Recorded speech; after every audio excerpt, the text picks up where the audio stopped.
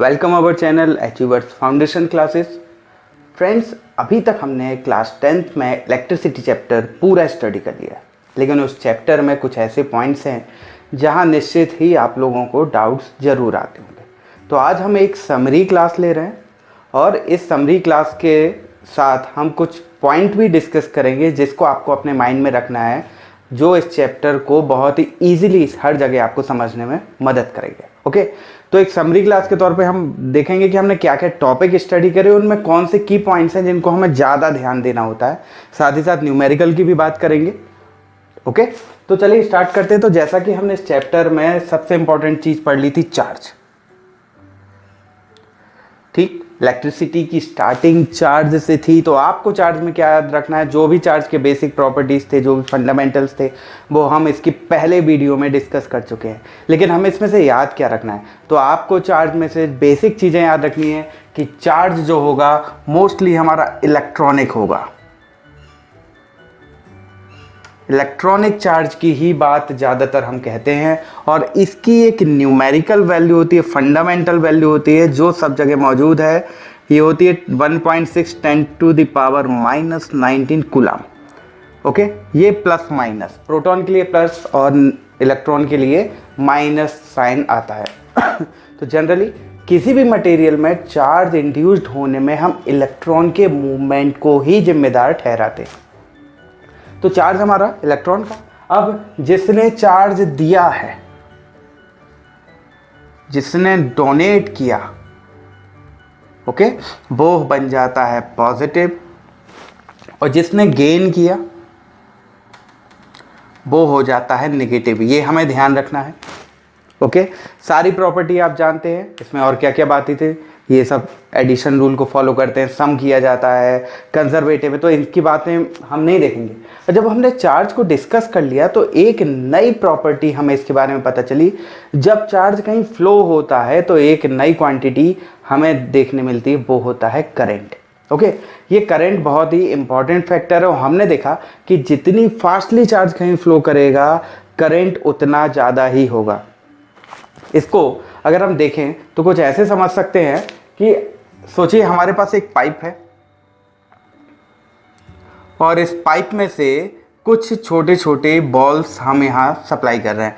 तो ये बॉल एक के पीछे एक चलेंगी और कुछ टाइम बाद यहाँ से रिलीज होंगी, यहाँ से एंट्री, यहाँ से आउट, एग्जिट। तो अगर बॉल एक सेकंड में एक ही बॉल यहाँ से निकलेगी, और सोचिए अगर आप यहाँ किसी चीज़ को, मान लीजिए आपने अपना यहाँ हाथ रख दिया, तो आपके हाथ पर एक सेकंड में एक बॉल ही हिट करेगी। ओके, अब इसकी बजाय अगर हम कहते हैं कि ये पाइप इतना बड़ा, उसकी थिकनेस बहुत ज़्यादा हो गई, अब एक साथ नंबर ऑफ बॉल्स 3 चल रही हैं, यानी लेयर 3 बॉल की यहाँ से पास होगी। ओके, तो एक साथ एक सेकंड में यहाँ 3 बॉल्स एग्जिट होंगी, और यहाँ अगर आपने अपना हाथ रखा तो एक साथ आपके हाथ से स्ट्राइक करेंगी 3 बॉल। अब आप खुद समझ सकते हैं, एक बार में एक बॉल आपके हाथ से टकराती हो, एक साथ 3 बॉल आपके हाथ से टकराती, तो किस में ज़्यादा आपको इंटेंसिटी मिलेगी? ऑब्वियसली जिसमें ज़्यादा बॉल्स हमसे टकराएंगे उसमें ज़्यादा इंटेंसिटी होगी।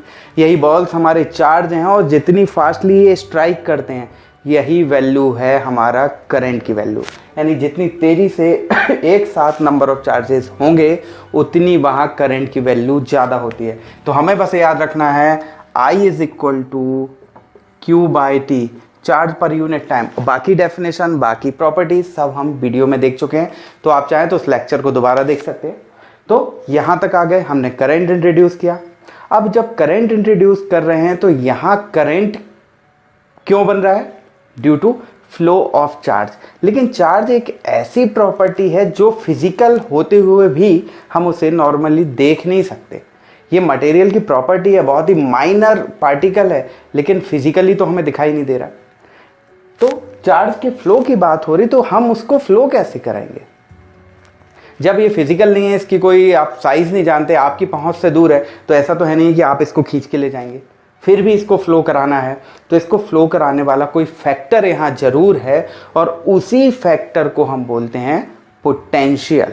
ओके, तो इसको हमने कैसे डिफाइन किया था, तो पोटेंशियल किसी भी चीज़, मैं 9th क्लास के एक पॉइंट पर ले जाता हूँ। आपने एक एनर्जी पढ़ी थी कि एक बॉल यहाँ ग्राउंड पर रखी हुई है और इसी बॉल को हमने इस टावर पर ले जाके रख दिया।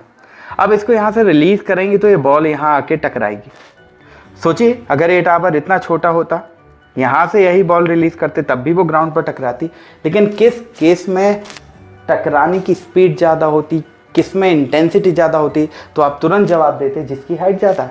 और यहाँ हमने एक एनर्जी के बारे में पढ़ा था, जब हम ग्राउंड लेवल यानी जीरो लेवल से किसी पर्टिकुलर हाइट पर स्टैंड कर देते हैं किसी ऑब्जेक्ट को, तो उसमें एक एनर्जी स्टोर हो जाती है, वो कहलाती है पोटेंशियल एनर्जी। उसी एनर्जी के साथ ये नीचे आता है और जब वो एनर्जी कन्वर्ट होती है तो उसे बोलते हैं काइनेटिक एनर्जी। कुछ ऐसा ही फंडा यहाँ पर है। यहाँ चार्ज को खींचने के लिए एक एनर्जी चाहिए और जितनी ज़्यादा वो स्टोरिंग एनर्जी होगी वो उतनी तेज़ी से इसे खींचेगी, इसलिए हमने इसका नाम दिया पोटेंशियल एनर्जी। तो हमने उसको एक और तरीके से, जहाँ कहीं भी डैम होता है तो डैम को हमेशा हाइट पर बनाया जाता है और इस डैम से कैनल होती हैं, गेट होते हैं, मतलब एक ढलान होती है जहाँ से पानी रिलीज़ किया जाता है। तो यहाँ अगर पानी भरा हुआ है ये डैम में, और जब हम यहाँ से गेट ओपन करेंगे तो ये पानी यहाँ से फ्लो करना स्टार्ट करेगा। यहाँ आप लोगों ने कभी डैम देखा हो तो ये अगर हाइट नहीं होती, एक ही लेवल पर होता, तो क्या पानी कभी बहता? कभी नहीं बहता।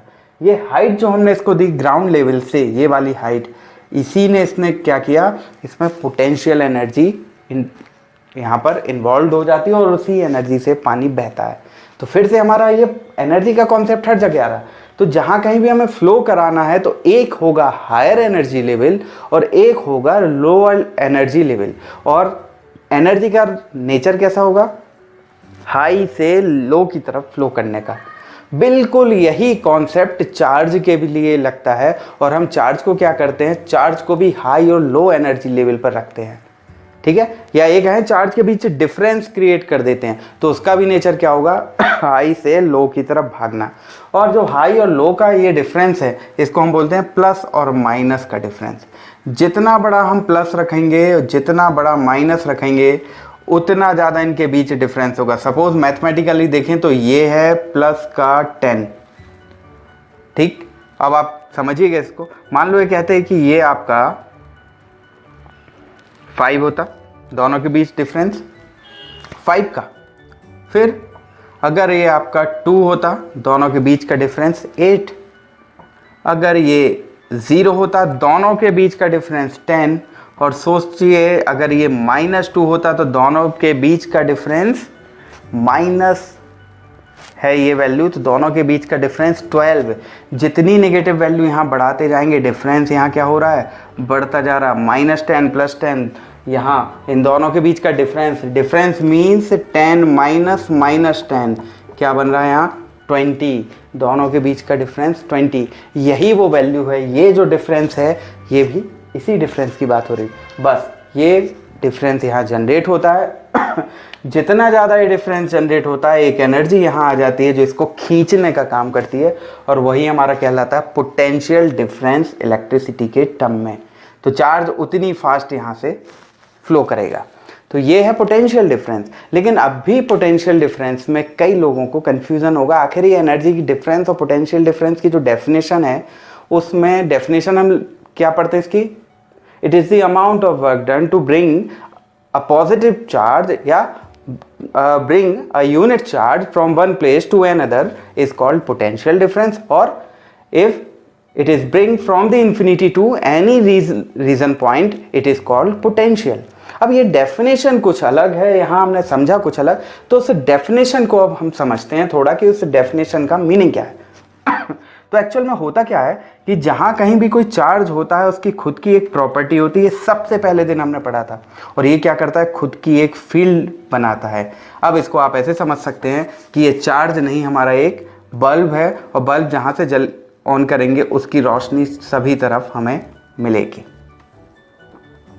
ओके, ये है वो रोशनी। तो सभी जगह बराबर रोशनी होगी। देखा जाए तो आइडियली ये एक सर्कुलर फील्ड बना रही है, यानी सर्कुलर फील्ड में इस बल्ब की रोशनी है। ये रोशनी ना होकर चार्ज की फील्ड हो गई। अब इस फील्ड को हम जज कैसे करेंगे, हमें कैसे पता चलेगा कि यहाँ कोई फील्ड है?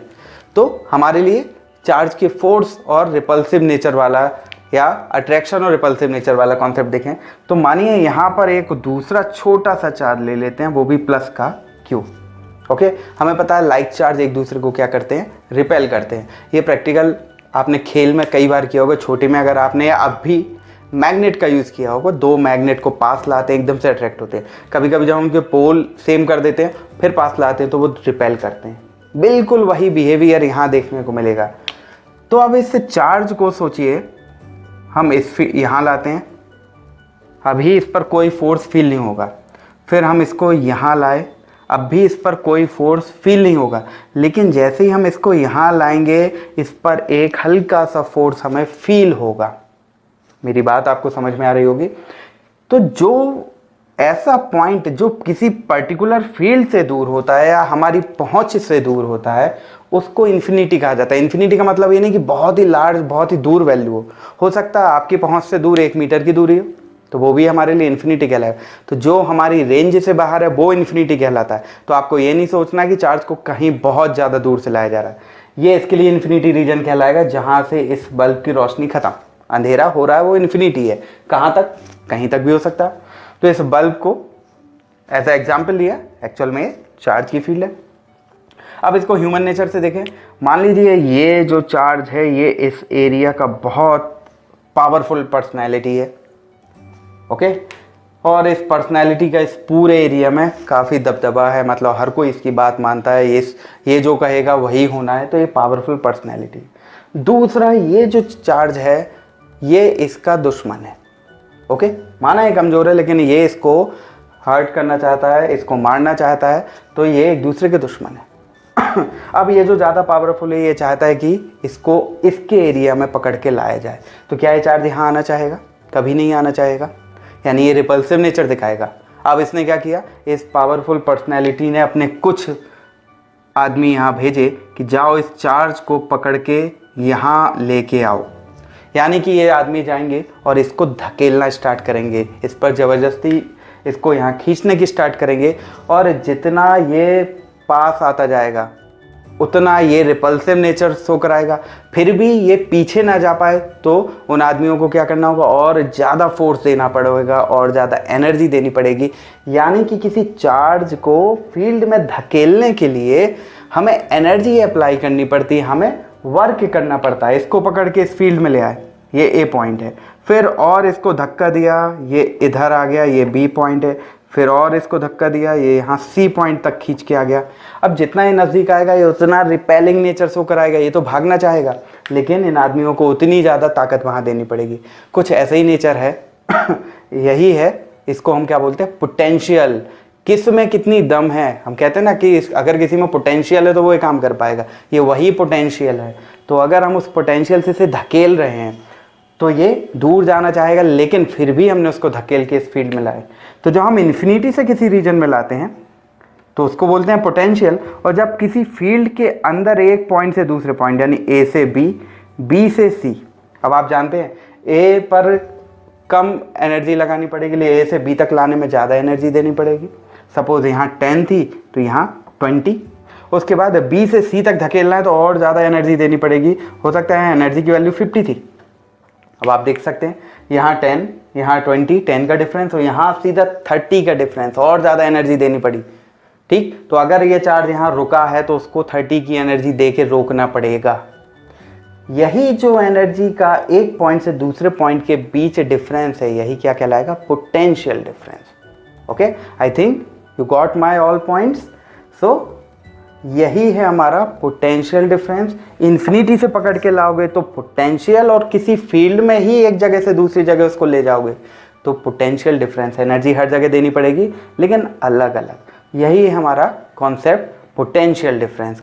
तो पोटेंशियल डिफरेंस तक आपको क्लियर हो गया। जब पोटेंशियल आया, करंट आया, हमने देख लिया जितना ज़्यादा पोटेंशियल उतना ज़्यादा चार्ज को खींचने वाला फोर्स, जितने ज़्यादा तेज़ी से चार्ज फ्लो करेंगे उतना ज़्यादा करंट। तो हमने क्या देखा था, पोटेंशियल और करंट का प्रोपोर्शनल रिलेशन था। यहाँ इंट्रोड्यूस हुआ था नया टर्म, इसको बोलते हैं R. So V is equal to I R, और यही हमारा क्या था, ओम्स लॉ। और ये जो आर है वो है रेजिस्टेंस। किसी भी मटेरियल में चार्ज के फ्लो को, करंट के फ्लो को रोकने वाले प्रॉपर्टी। तो इसके बारे में हम डिस्कस नहीं करेंगे क्योंकि लेक्चर में हमने इसको पूरी तरीके से समझा था। आप इसको दोबारा वीडियो देख के बार बार देख के समझ सकते हैं। कहीं भी डाउट आएगा तो आप मुझसे क्वेरी कर सकते हैं। अब इसके बाद अगर हम बात करें कि रेजिस्टेंस में आपको कहाँ डाउट आएगा, तो रेजिस्टेंस में ज़्यादातर डाउट आता है कॉम्बिनेशन ऑफ रेजिस्टेंसेस। तो हमने दो टाइप के कॉम्बिनेशन पढ़े हैं, सीरीज एंड पैरेलल। तो एक बार फिर से हम देख लेंगे, जब इसके न्यूमेरिकल्स करेंगे तब आपको ये कॉम्बिनेशन ज़्यादा समझ में आ जाएंगे। तो सीरीज की खासियत, किसी भी रेजिस्टेंस के टर्मिनल दो होंगे।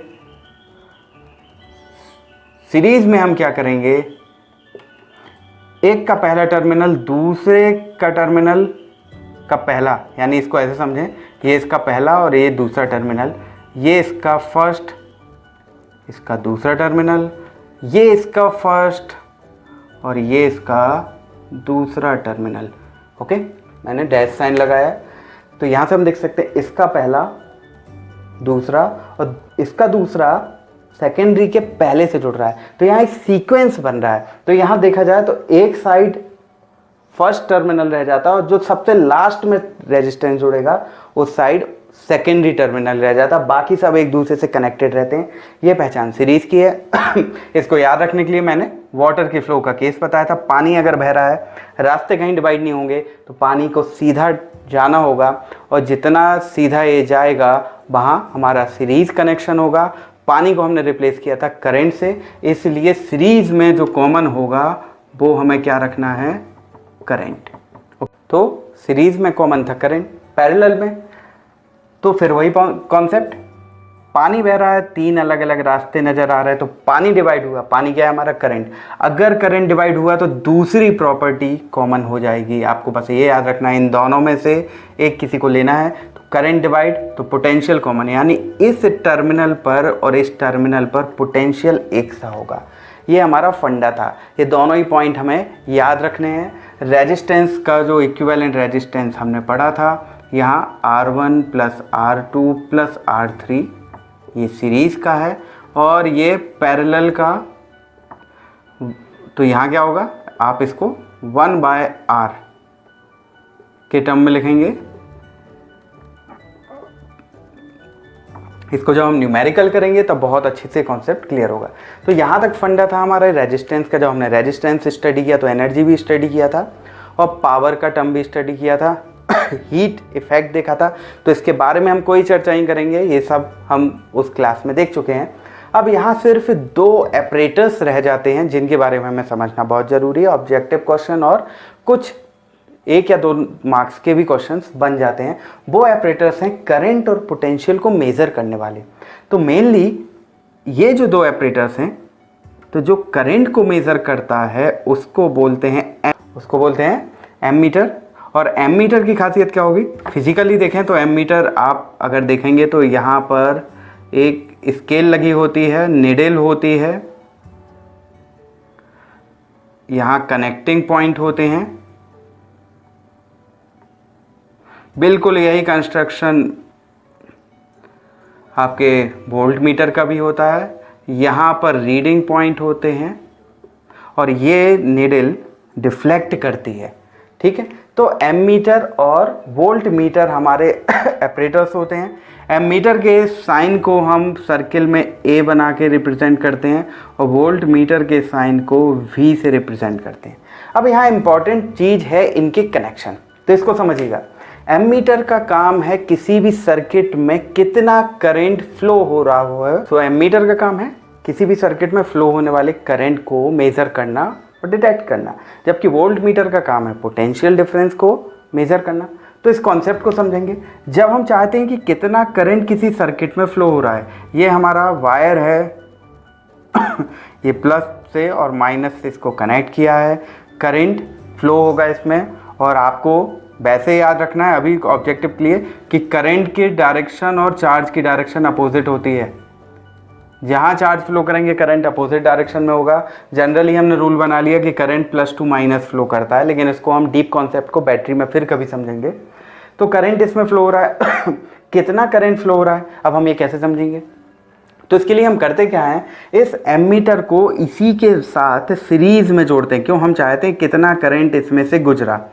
करंट इसमें से गुजरा तो हम कैसे, करंट फ्लो कराना है बिना डिवाइड किए हुए, तो करंट डिवाइड ना हो इसके लिए हमें क्या करना होगा, सीरीज कनेक्शन। इसलिए एमीटर को हमेशा सर्किट में सीरीज में कनेक्ट किया जाता है। अब सबसे बड़ी खासियत, अगर एमीटर सीरीज में कनेक्ट हो रहा है तो करंट का लॉस नहीं होना चाहिए। ये भी तो एक इंस्ट्रूमेंट है हमारे लिए, एक रेजिस्टेंस का काम करेगा।